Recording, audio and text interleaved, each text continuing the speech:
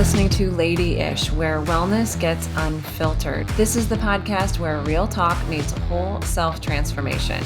I am your host, Autumn Noble O'Hanlon. I'm a coach, healer, author, and wellness guide, and I have created this unfiltered space for women who want more out of life, but on their own terms. Every week, we will dive into the messy, beautiful, and often contradictory layers of wellness, covering everything from career shifts and body image to energy healing, intuitive living, fitness, burnout recovery, and creating change that actually sticks. Whether you're chasing a new chapter, healing old wounds, or just trying to reconnect with yourself in a loud, overwhelming world, Lady-ish is here to support your evolution. You can expect honest conversations, coaching wisdom, holistic tools, spiritual insights, and permission to be a little bit of everything and nothing that you're not. Because wellness isn't one size fits all, and neither are you.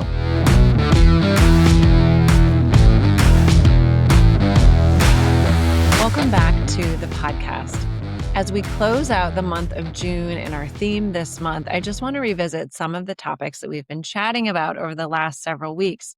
We have covered everything from burnout, nervous system regulation, identity, future self work, and the process of creating meaningful change in your life. Today, we're building on those conversations because there's a question that I hear all of the time. And a lot of times it comes in the context of fitness goals or professional and health related goals. And that question is always this: I know what I want. Why am I not doing it and following through? Why is it so hard for really intelligent, capable, and motivated people to affect the changes that they want? Why do they stay in careers or relationships or habits and identities that no longer fit them? Why do those types of changes just feel so exhausting? And why do we sometimes unconsciously sabotage the very things that we say that we want? The answer is something we're going to explore today. And let me just cut to the chase. It's not that you're lazy. It's not that you lack discipline. And it's not that you don't want the thing badly enough. The answer usually lies at the intersection between psychology, neuroscience, and nervous system regulation. So today we're going to talk about the psychology of reinvention and why our nervous systems may be resisting the very transformation that we consciously want so badly. My goal in today's episode is to provide you with a better understanding of why sometimes these things are so hard, because sometimes simply that awareness and understanding that it's not just us and there's not something wrong with us is enough to help us kind of cross that threshold and start taking meaningful action on the things that we actually want. I want to begin our discussion today with this idea that reinvention is not just behavior and actions. It's a lot more neurological than I think a lot of us realize. This, for me, is the crux of some of my struggles with the coaching industry in general. It is not hard to decide, I want to get a new job or I want to lose weight, and then develop a plan of how to do it. That is not hard. The hard part is the follow through. And I have worked with so many coaches over the years. I've had many coaches of my own, and I have sat in a lot of programs where they basically tell you that the reason you're not following through is just because you're not believing the right things yet. And while I think that's in there for sure, our mindset and what we tell ourselves is always part of why we do or don't do almost anything. But I also think we have to recognize that there's real nervous system things going on that can sometimes make it nearly impossible to believe the things that we need to believe to follow through. And so I have a real struggle with coaches that just sort of believe, like, I'm going to set the goal and help you develop a plan to achieve it, and then I'm just going to push you to do it, and that's going to solve everything.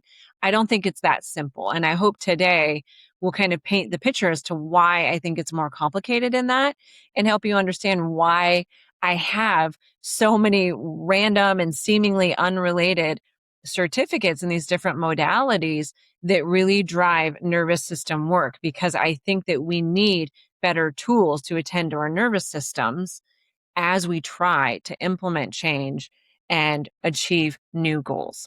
There are plenty of coaches out there that will tell you the only thing you need to do is just decide. Decide if you're going to do the thing or decide if you're not going to do the thing. And yes, that is certainly part of it, but it's not as simple as just deciding to leave the job or deciding to start the business or lose weight or stop people pleasing or set better boundaries. While those decisions certainly matter, and we need to ensure that you are committed to this decision, because if you're really not in it, it's never going to happen. Neuroscience tells us that behavior change is much more complex. Part of this is because our brain's primary job is not happiness and it's not fulfillment and it's not finding our purpose and all of those lovely things. Our brain's primary job is simply survival. Makes sense. Our brain is constantly scanning for threats, conserving energy, and attempting to predict what will happen next. What this tells us about humans is that we're not often responding to reality as it plays out in real time. Our brain is constantly making predictions based upon past experiences. In other words, your brain isn't asking, what would make me happiest right now? Instead, your brain is really seeking what's familiar and what feels right. And that's a really important distinction because familiar and safe are not always the same thing.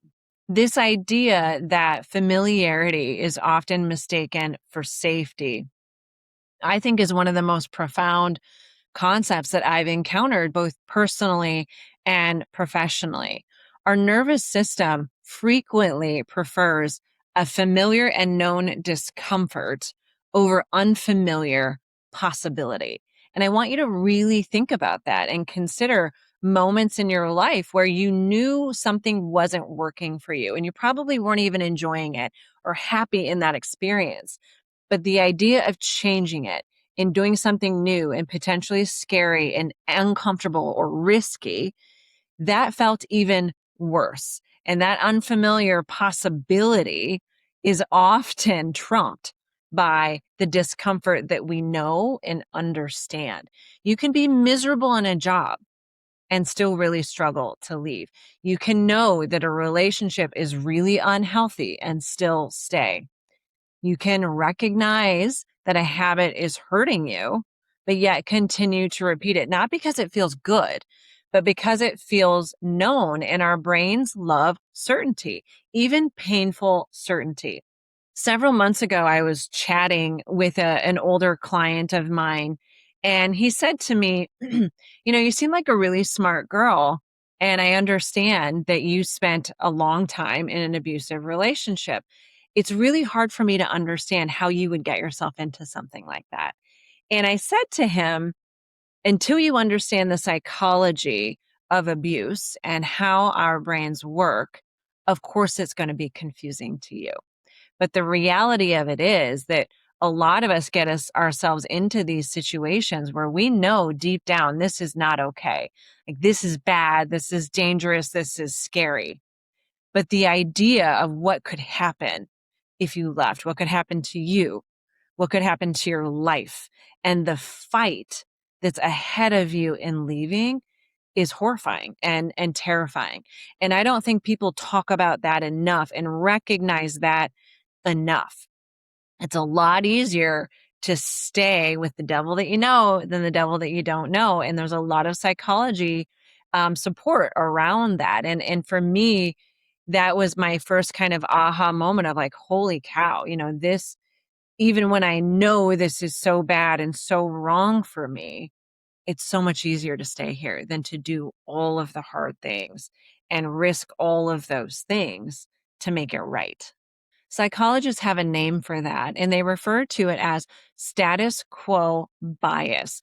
And that's the tendency to prefer existing conditions over change, because change requires uncertainty.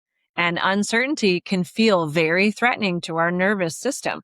Our brain doesn't really distinguish between real or perceived threats. So when you're thinking about doing something unknown, your nervous system that wants to avoid pain and seek pleasure doesn't want to go there. It sees it as a threat to safety and will come up with all sorts of reasons why you should just stay where you are. So for me, when I hear someone saying, I'm in a really unhealthy relationship and I just don't know why I keep going back, I have deep empathy and understanding for that sentiment. And it really is rooted in science. It's simple biology trying to keep you safe. You often hear people say things like, I don't know why I can't move forward, or I just don't know what's wrong with me and why I can't stop doing these things that aren't for my greater good. Often it's not a lack of desire. It's just our nervous system attempting to keep them inside what it already understands, even if that space it's keeping them in isn't the best or the happiest or even the safest.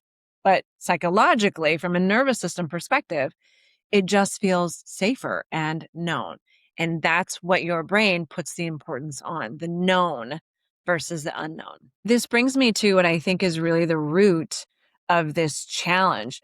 One of the biggest reasons that reinvention feels so difficult, again, it has nothing to do with action and behavior, but it has a lot to do with identity. When you're thinking about making a change that could threaten the identity that you have built so carefully. Research in psychology suggests that humans work really hard to maintain consistency between their behaviors and their self-concept. Simply put, what that means is we act in ways that reinforce who we believe ourselves to be.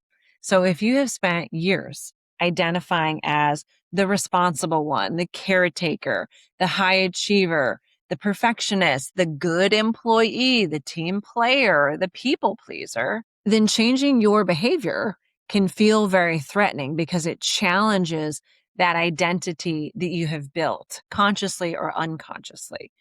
When you do that, your brain starts asking questions like, well, who am I if I'm not the person that always says yes? And what are the implications of that? What are people going to say? And what are people going to do if I'm not that person anymore? Who am I if I'm not the successful lawyer? Who am I if I'm not the person that everyone depends upon? A lot of people think that they're afraid of failure. And yeah, sometimes that's part of it. But I think what's more true is that there's afraid of that loss of identity. And what do we fill that vacuum with? Because every reinvention requires the death of some version of yourself, not literally, but psychologically. The version of yourself that once helped you survive may no longer be helping you thrive and show up. When I started exploring identity shifts and reinvention, and I knew that I was misaligned in my legal practice working as a corporate lawyer, it was tremendously painful to think about what it meant to change, to leave. I had a lot of fear around what people would say, but even more so, I had a really hard time of letting go of that identity as a lawyer. In our society and our culture, one of the first things that people ask is, well, what do you do? And now that I've sort of left that identity behind, one of my biggest tells of my comfort level with someone is when they ask me what I do. If I still answer, I'm a lawyer, this person's making me uncomfortable. And I feel like I have to put that armor on. And that's something I'm still working through after all of this time because that identity came with a certain level of respect or clout. And a lot of those identities do, being the team player, being the people pleaser, being the perfectionist, they all come with certain benefits. And when we decide to let them go, it's almost like standing naked on a pedestal and just like opening yourself up to criticism because people don't like having to change the way they think about you. People aren't going to understand why you would leave that identity behind. You're opening yourself up to criticism and judgment. And I think even more painful is that question of, if I don't describe myself as a lawyer, because that's not really who I want to be anymore, how do I answer that question? And what feels in alignment for me? And I will tell you, it took me years to figure out how I wanted to answer that question and what I wanted to say. And some of that I think has to do with a little bit of my disdain for the coaching industry in general. I didn't want to say, like, I'm a life coach. I wanted to come up with something different that I think reflected how I approach coaching in general. But it's still, when I bump into old law partners or old clients, there's still that discomfort where my brain and my nervous system, they want that power and clout with saying, like, yes, I'm still a lawyer, and finding comfort instead in my true, more aligned answer. And it's a process, and it does take time. But I think the beautiful part of it is that you're forced to really experience that dissonance and that discomfort and really see firsthand how hard it is to own a new identity and let another identity go. And I think it can be really empowering, but I think it can also bring a lot of awareness to how people valued you and how people saw you and what was important to them to think about you.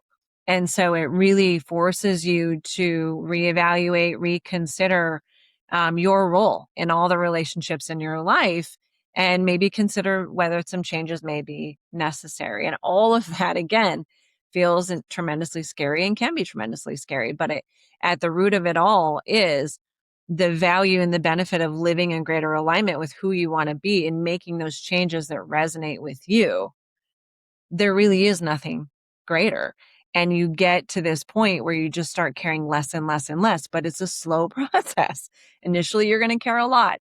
And the next time you do it, you're going to care a little bit less. And over time, your nervous system learns that there is safety here as well if we commit to practicing and being this new identity that we're trying to create. Another reason that I think change feels so uncomfortable that people don't often talk about is really, I think, surprisingly very practical.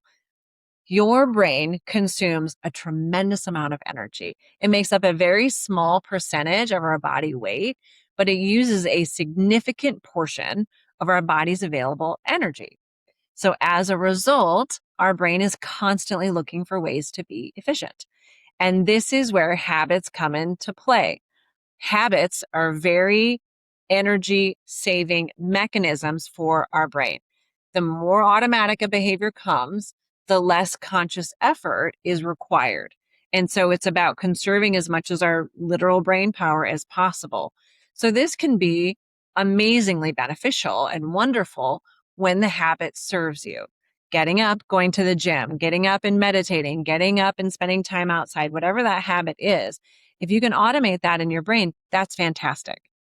But that automation and efficiency process can also harm you if the habit is not as beneficial for your body. And it can be something like, at the end of the day, we have a habit of having a glass of wine or having a drink or scrolling on our phone long after we decide that we want to go to bed. When you decide to change a habit or reinvent yourself in any kind of a way, we are essentially asking our brain to build new neural pathways. And that requires attention, it requires energy, practice, and repetition. If you think about our brains like a large corporation, right? And we've got all these workers kind of automating tasks and doing the same thing every day. And then if we decide we want to do something different, we've got to kind of pull the workers off and reallocate their energy to making these types of changes. And so it's a real reallocation of resources.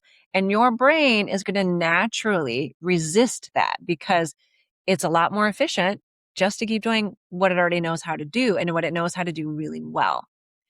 Again, this isn't failure. It's just biology. And it's really helpful for us to know that this is why it can feel so hard to make any changes, because it actually requires more brain power to rewire those neural pathways. And then you add in the fact that your brain wants to continue doing what it's doing. It doesn't want to be uncomfortable. And now we have to add on more energy. Like, no, thank you. All the reasons I don't want to do this, right? From a biological perspective. As you think that through, logically, then it follows that the nervous system doesn't just resist negative change, it resists positive change too. What this means is if you identify a habit that you know is not healthy or helpful, and if I just stop scrolling after I say I'm going to go to bed, I'm going to be so much more rested and so much happier the next day. You can know all of those things. Your brain doesn't care. All it wants is to be efficient. It doesn't care what it's efficient at, good or bad. Similarly speaking, and this is, I think, something that is tremendously powerful to understand. If you're someone who has a goal and you're tying that goal to happiness. And so it could be something like, if I get a promotion, I will be happy. If I launch my business and it's successful, I'll be excited. If I finally achieve my weight loss goal, everything will feel amazing. The problem with that type of thinking and goal setting is really twofold. First and foremost, before we achieve that goal, we probably have thought patterns of, my life isn't good enough. I'm not making enough money. My body is disgusting. I need to get out of this job and start my own business. We have a lot of negative thought patterns around what's not working. So once you achieve the goal, that thought pattern is still going to be there. And what that tells us then is, even though you achieve the goal, you're still going to have those crappy thoughts that make you feel really unhappy.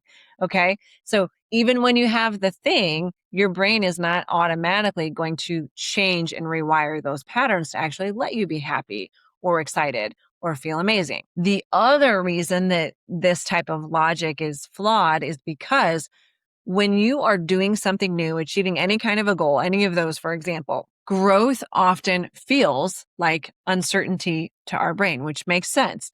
If we haven't done it before, there's going to be unknowns that go with it. Uncertainty activates our stress response in our nervous system. So as we start to explore this path forward and try and achieve this goal, new opportunities are going to feel very uncertain and very risky.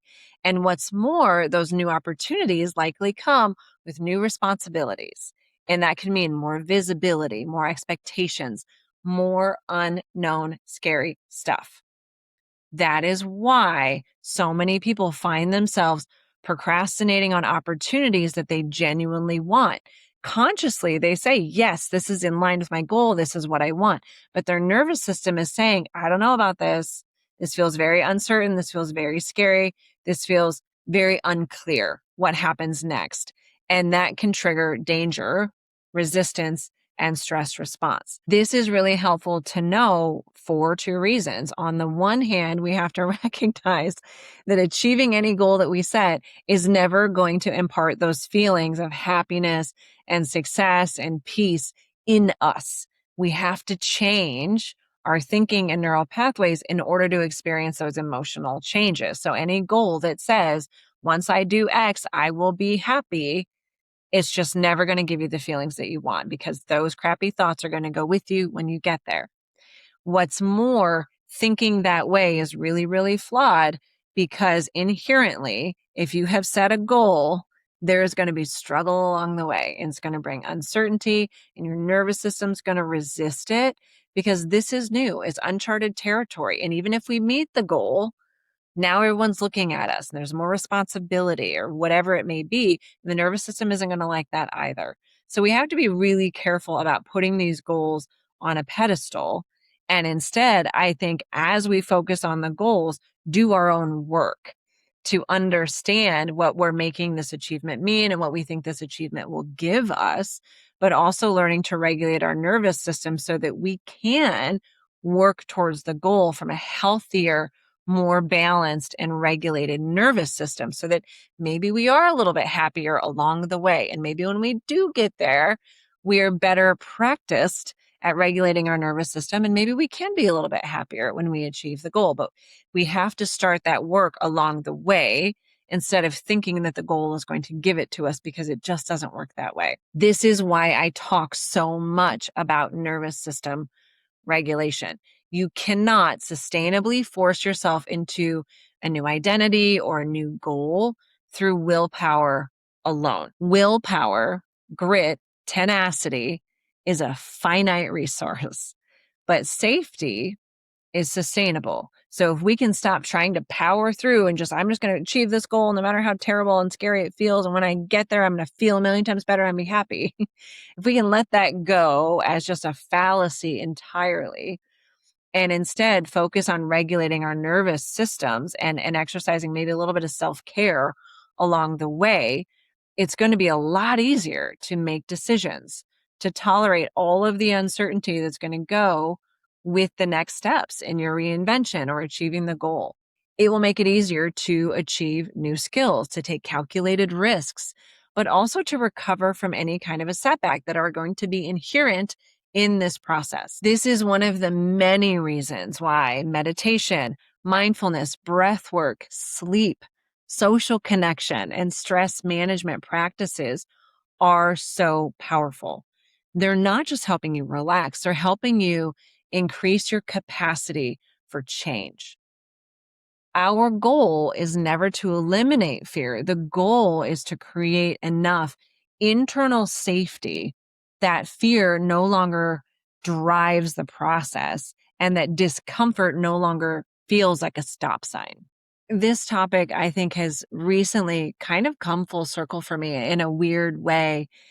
Every year, when I have to renew my malpractice insurance for my law firm, I go through this whole identity crisis. Why am I spending this money to keep a license? Why am I still doing legal work? And when I started off on this journey, I kept my law license and I formed a firm to continue some of the legal work I was doing. Absolutely. And I think that's the answer that my logic and my nervous system really like. Oh, well, just, it provides options and flexibility and this, that, and the other. And I think behind it really was fear. What if this doesn't work out? I want to be able to fall back on being a lawyer again, even though the reason I was on this journey was because I definitively did not want to be a lawyer anymore. So I kept my law license. And every year, the farther I got from working in-house in kind of a traditional legal practice, every year, my malpractice insurance will come up and I'd say, why am I doing this? I don't want to spend money on malpractice insurance. Like, I don't even want to practice anymore. And every year I'd say, well, just in case, what if this doesn't work out? And that way I have a fallback, this, that, and the other. And as the years went on, I finally got to a place where I said, I think I'm ready to let my law license go inactive.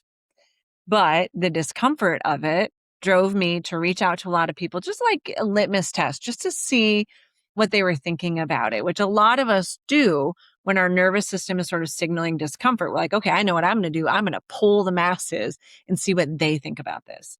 And of course, people that don't understand law licenses and how they can go inactive and you can simply reinstate them lost their minds. Why would you ever do that? You worked so hard for it. It's like, well, I don't want to do it anymore. I don't like it anymore. And I felt myself arguing with people about why this was the right decision for me. And I had a real moment where in those kind of arguments where I realized, wow, I really am ready to let this go. And I think it kind of coincided with my ability to articulate clearly who I am and what I do without reaching for I'm a lawyer. And again, if you ever see me in real life and I say to someone, I'm a lawyer, this person is making me uncomfortable. And it's like it's a shield that I have put on. We're still working through it. But I do think that I've gotten to a place where I am perfectly comfortable saying, I'm a retired attorney. If it even comes up, I prefer not to mention it and kind of let people find out later on and then watch the way they change, how they interact with me. I think that's always very telling. But over time, I was able to really get comfortable with this idea that I'm going to let go of my law license. And it was a really empowering place to kind of spend a moment and take a breath and recognize, wow, like I really have come full circle. I have no fear or discomfort of letting go of this. And I no longer have those very grown up logical arguments. So what if? Like, what if you need something to fall back on? What if, what if, what if? And my answer is, I'm not going to be a lawyer. I'll find something else. And that has been a tremendous kind of turning point for me in recognizing that my identity really has finally fully shifted. Now, unfortunately, I still have my law license and I paid my malpractice insurance this year only because I have a handful of legal clients that I really enjoy the work that I do for them. I care about their businesses and I don't want to stop doing that. But here's the kicker. If for whatever reason, this business that I am doing stops working, I know I will not go back to being a lawyer. And that's a pretty beautiful thing. In my mind, that work has become my side gig. And when I get panicked about money, I no longer go out and look for law jobs. So it's those little signs that give me comfort and really allow me to kind of honor how far I've come in changing the way I think about myself and getting comfortable letting go of that identity. And that's not to say that over the last 7 years, there haven't been some really dark nights of the soul where it's like, what am I doing?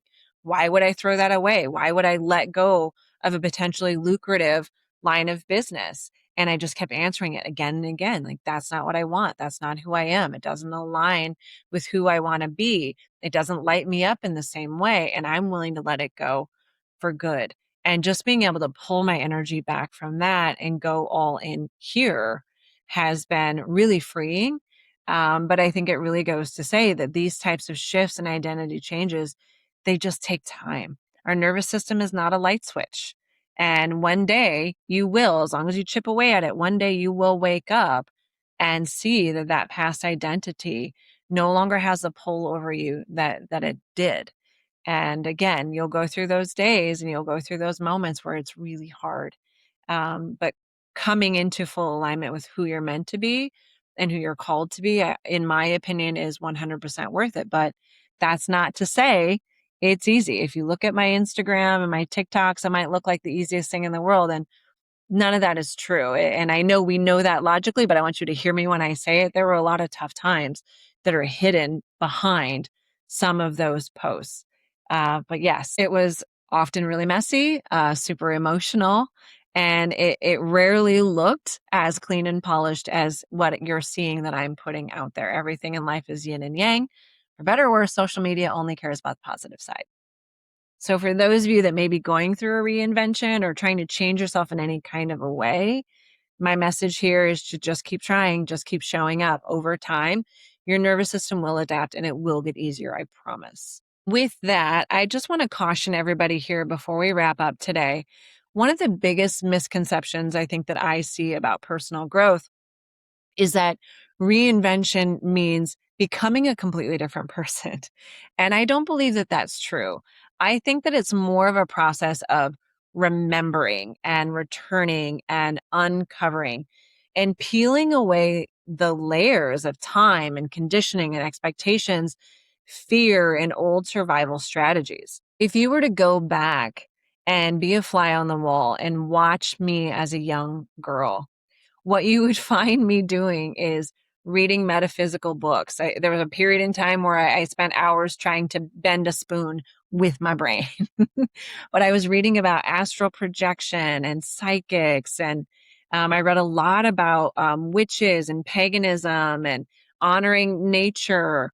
I read about all sorts of different religions. I was always writing. I was always reading. I spent a lot of time alone. I loved to speak and kind of be on stage and sharing my thoughts. And then over time, those things kind of get, chipped away or hidden or made fun of or whatever your path is. But we pull away from those parts of ourselves. And so I see reinvention as it's just you trying to find that true part of you once again. I think the future you that a lot of us are striving for or trying to unpack, it's not someone new, it's that older version of yourself that's kind of been waiting underneath all along. I truly think today I am more like myself as a little girl than I've probably ever been in, my 40 plus years. It's reconnecting with that version of yourself that no longer needs to earn worthiness through striving and exhaustion. And it's that part of you that really just trusts who she is and likes what she likes without any explanation or need to apologize. It's that person or that part of you that doesn't have to prove any value through achieving anything and understands that it's okay to rest. You don't always have to be productive in doing to prove that value. That version of you, and I think the younger versions of a lot of us really understand that being successful without alignment, it isn't really success, but somewhere along the lines, we kind of get conditioned away from that. And I think as we create habits that better align with who we want to be and maybe undergo kind of a full reinvention or glow up, however you want to think about it, I think we find more and more that there's so much more value in that and that alignment and that fulfillment that comes with that than monetary success. And sometimes the two align beautifully. In conclusion, today, I want to just say that if you're in a season of reinvention right now, Listen and hear me when I say that resistance doesn't necessarily mean that you're moving in the wrong direction. Sometimes that resistance is simply evidence that you're moving beyond what's familiar and you're evolving. Your nervous system just may need time to catch up to the vision that your heart is already kind of seeking out. And the goal is not forcing that transformation. It's to start working on creating safety and awareness and self-compassion so that we can continue to transform. Because true and meaningful lasting change, even if it's just a simple habit, it doesn't come from self-criticism or being really hard on yourself. It comes from understanding. One small step, one new choice, one courageous little decision at a time. And eventually, what once felt really unfamiliar becomes your new normal when you're 100, 200 baby steps into it. And that's how reinvention happens in my experience, certainly. And I get to see it every day. It doesn't happen overnight. It's just moment by moment and choice by choice. Before we wrap up today, I want to leave you with one final thought. If you've been listening to this episode and maybe recognizing yourself in some of the patterns and identities that I mentioned, like people pleasing, perfectionism, overachievement, or the need for constant validation, know that you're not alone. I see it all the time. And in many ways, these behaviors, they're just adaptations.